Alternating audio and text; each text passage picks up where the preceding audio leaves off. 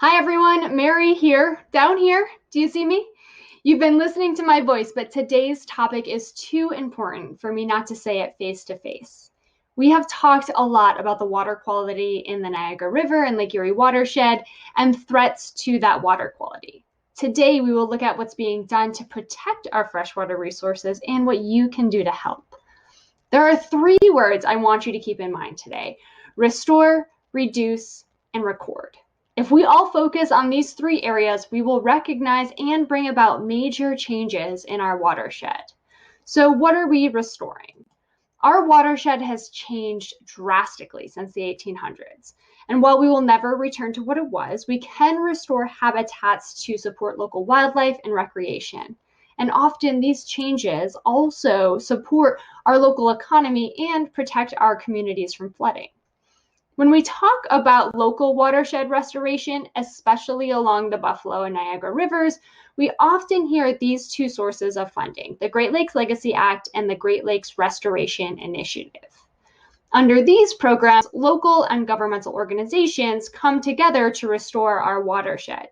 So we see organizations like the US EPA and Army Corps of Engineers partnering with the New York State Department of Environmental Conservation, and also our regional governments like Erie County and the City of Buffalo, as well as some of the organizations that contributed to the legacy of pollution like Honeywell, and some fantastic nonprofits like Buffalo Niagara Waterkeeper and other organizations like New York Sea Grant. And all of these groups are working together to bring about change in some of these areas.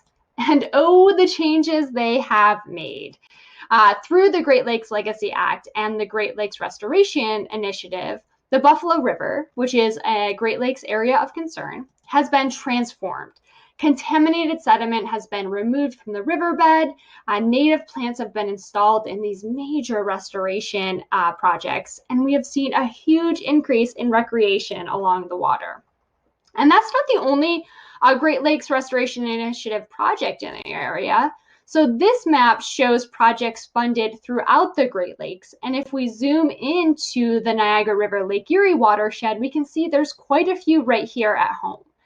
And these projects range from studying and tracking lake sturgeon to combating nutrient loading, as well as using green infrastructure to reduce stormwater runoff. One of our other big R's was reduce. We need to reduce nutrients entering our waterways, and we need to reduce runoff in general. Our runoff and invasive species threats are only getting worse with climate change. So we also need to find ways to reduce greenhouse gas emissions. Scientists are also finding high levels of microplastics in the Great Lakes and tributaries, so a reduction in plastic consumption is vital to watershed health. In each of these areas, it is important to note that action can be taken at different levels, from the New York State government all the way down to individuals. So let's focus on nutrients. While New York State is working on phosphorus and nitrogen studies and legislation, New York State has also issued some guidance and regulation for phosphorus use. So the Look for Zero campaign encourages homeowners to purchase lawn fertilizer with low or zero phosphorus in it. And also provides some guidance and regulation on application of lawn fertilizers to reduce nutrient runoff. The state has also instituted a ban on phosphorus-containing dishwasher detergents. So what was happening is these dishwasher detergents were passing through the wastewater treatment system and then flowing directly into our water bodies. So this ban helps reduce that nutrient flow. In many of our areas of our watershed, nutrients are also entering our waterways through combined sewer outfalls. So the Buffalo Sewer Authority is combating that in a few ways. So one really interesting way is reusing the existing sewer system. So the Buffalo city population is much smaller than it used to be in the past.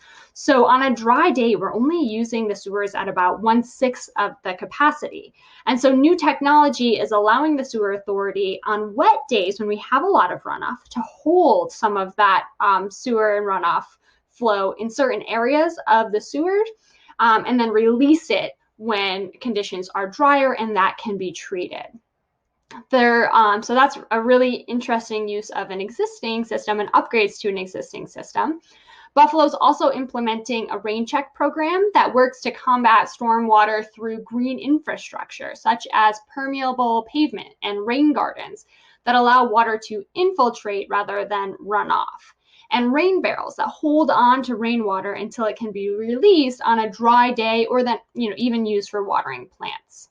So individuals can actually take similar action in and around their homes by installing rain gardens and rain barrels, which intercept rainwater before it flows into the sewers or just joins the local runoff. New York State also works very hard to control the spread of invasive species and mitigate the effects of invasive species. Invasive species can be expensive to control. New York State has spent, about $500,000 to control sea lampreys alone. But invasive species can have a huge impact on the economy when left unchecked or when new ones are added. So New York State has led a huge campaign to educate people on the spread of aquatic organisms and the importance of cleaning boats and fishing gear and other equipment after leaving a water body. And we have lots of local organizations that are working on invasive species work, most notably Western New York PRISM does a lot in this area. A watershed also includes the area of land surrounding the water. And so terrestrial invasive species can be very detrimental as well. So we can look at, for example, the effect of the emerald ash borer beetle. So as an ash tree dies, we can see an increase in erosion and flooding in our communities because the tree roots are no longer providing that ecosystem function, helping with holding on to sediment and sucking up some of that rainwater. So individuals can work to remove invasive species in their own property or volunteer at a place like Rhinestone Woods on one of our Trail Thursdays or Trail Work Days to remove invasive species. And we can also be working at places like Rhinestone Woods and at home to plant native species to restore some of our habitats. So plastic enters our water bodies in many ways, sometimes directly through litter, but it's often unintentional. So, you have your recycling bin out and the wind knocks it over and spreads that plastic throughout the watershed or your community, or a plastic bag blows off of a garbage truck and makes its way into our water bodies. The best way to reduce plastic pollution is to reduce plastic consumption. So individuals can do this by switching to non-plastic alternatives. You can see this water bottle pictured here. So using reusable or non-plastic alternatives. And we even see this encouraged on a state level by the recent plastic bag ban, there we go, in stores. So individuals are encouraged to bring a reusable bag or purchase a paper bag at the store instead of these disposable plastic bags. It's also very important to know where our plastic pollution is coming from. A study of microplastics in the Great Lake tributaries found that most of the plastic came from fibers, and those fibers came from synthetic clothing. So when we wash our fleeces and other synthetic clothing, tiny fibers come off in the wash and enter our wastewater system, and they're too small to be filtered through the treatment system, so they wash directly into the water. Also, flushed tampons and flushed wipes that go into our sewer system can also end up in our waterways through those sewer overflows on wet rain event days. So it's always best to dispose of those in the trash or to switch to non-plastic alternatives. Cigarette butts can be carried with runoff and break down or break up into smaller plastic pieces, as well as fishing nets that end up in our waterways, breaking up into smaller microplastics. So all of those together add to our fiber microplastic pollution. So we know that our flooding and overflow events, as well as invasive species, are just getting worse with climate change. So we need to reduce greenhouse gas emissions. So this chart here actually shows the major sources of greenhouse gases in New York State.